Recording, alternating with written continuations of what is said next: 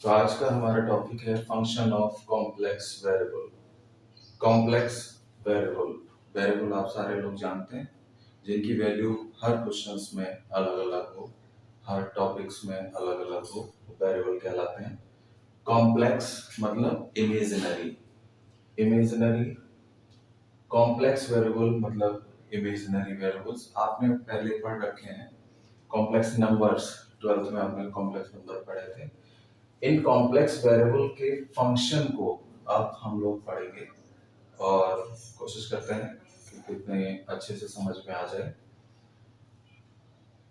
A complex function is a function in which the independent variable, independent variable आप समझते हैं, आपने तब रियल फंक्शन पढ़ा था तो उसमें आपने देखा होगा कि हमने पढ़ा था y is equal to f x. यहाँ पे दो वेरिएबल थे, दोनों रियल थे, एक x और एक y। जहाँ पे x जो था वो इंडिपेंडेंट वेरिएबल कहलाता था और y जो था वो डिपेंडेंट वेरिएबल कहलाता था। ये कैलकुलस में पढ़ा था हमने 12th में। इंडिपेंडेंट वेरिएबल का मतलब होता है कि वो वेरिएबल जिसकी वैल्यू हम अपने मन से पुट कर सकते हो। डिपेंडेंट वेरिएबल का मतलब होता है कि जिसकी वैल्यू इस इंडिपेंडेंट वेरिएबल की वैल्यू पे डिपेंड करती हो। जब हम इसमें x की कोई वैल्यू रख देते थे तो उसके अकॉर्डिंग y की वैल्यू निकल के आती थी। अगर वो वैल्यू यूनिक होती थी तो वो कहलाता था फंक्शन। अगर वो वैल्यू यूनिक नहीं होती थी, एक से ज्यादा वैल्यू, x की एक वैल्यू रखने पर y की एक से ज्यादा वैल्यू आ जाती थी, तो वो होता था रिलेशन। तो रिलेशन और फंक्शन हमने पहले भी पढ़ रखे हैं। तो एक complex function is a function, कोई भी कॉम्प्लेक्स फंक्शन एक ऐसा फंक्शन होता है इन विच जिसमें इंडिपेंडेंट वेरिएबल, मान लिया यहाँ पे z है, एंड द डिपेंडेंट वेरिएबल मान लिया w है, आर बोथ कॉम्प्लेक्स नंबर्स। वो दोनों कैसे हों? कॉम्प्लेक्स नंबर्स हों। और इसका नोटेशन क्या होता है? w is equal to f z, जहां पे z क्या है? Independent variable.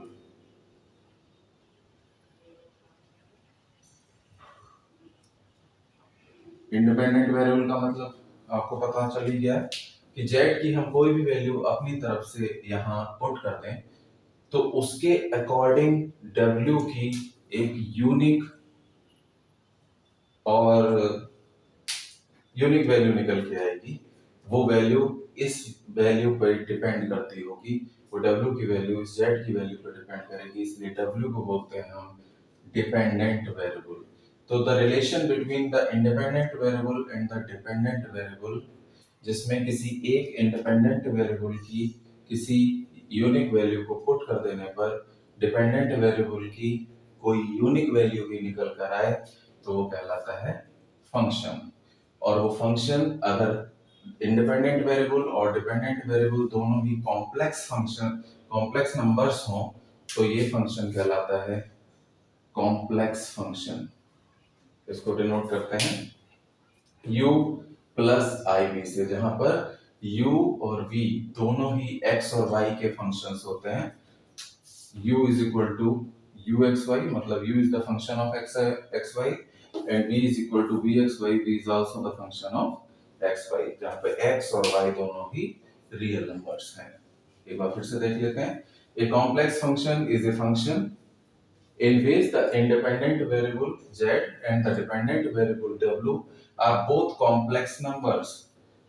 A complex function वो फंक्शन होता है जिसमें इंडिपेंडेंट वेरिएबल और डिपेंडेंट वेरिएबल के बीच में एक रिलेशन हो कि डिपेंडेंट वेरिएबल इंडिपेंडेंट वेरिएबल की पर डिपेंड करता हो। इंडिपेंडेंट वेरिएबल की किसी भी एक यूनिक वैल्यू, कोई भी वैल्यू पुट कर देने पर डिपेंडेंट वेरिएबल की एक यूनिक वैल्यू आती हो और जहां पर w और z दोनों ही कॉम्प्लेक्स नंबर हो। अगर वो रियल नंबर होते हैं तो वो रियल फंक्शन कहलाता है, अगर वो कॉम्प्लेक्स नंबर्स हैं तो वो कॉम्प्लेक्स फंक्शन कहलाता है। जहां पर u और v, ये इसका नोटेशन है u plus i v, u और v दोनों ही x और y के फंक्शंस हैं। x और y दोनों क्या हैं? रियल नंबर्स हैं। अब इसमें एक सबसे बड़ी चीज है कि कॉम्प्लेक्स नंबर्स क्या होते हैं।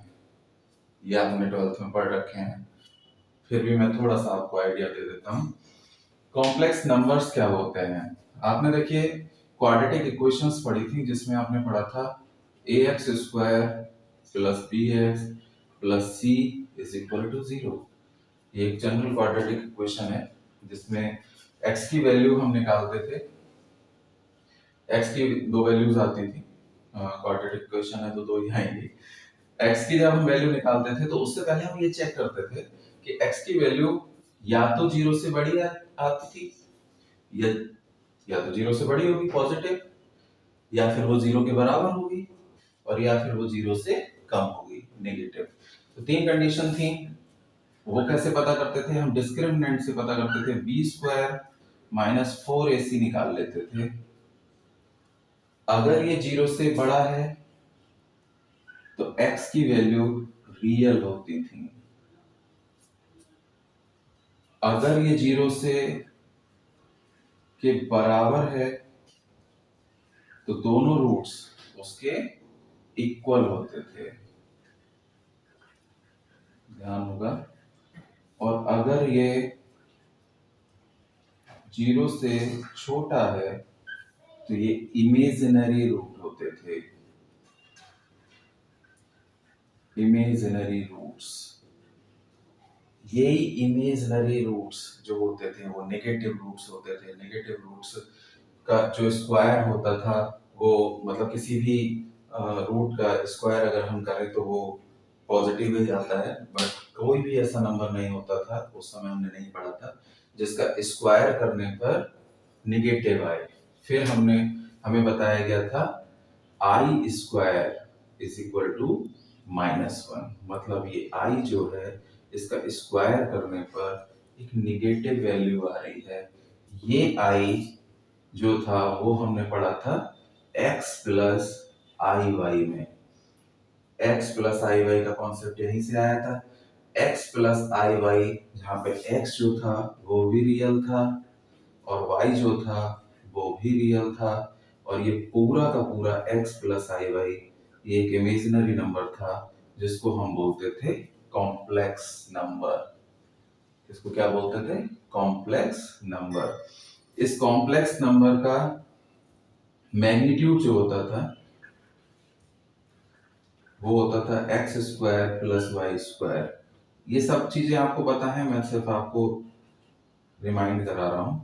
और इसको मॉड जेड से डिनोट करते थे, आई थिंक आपको ध्यान होगा।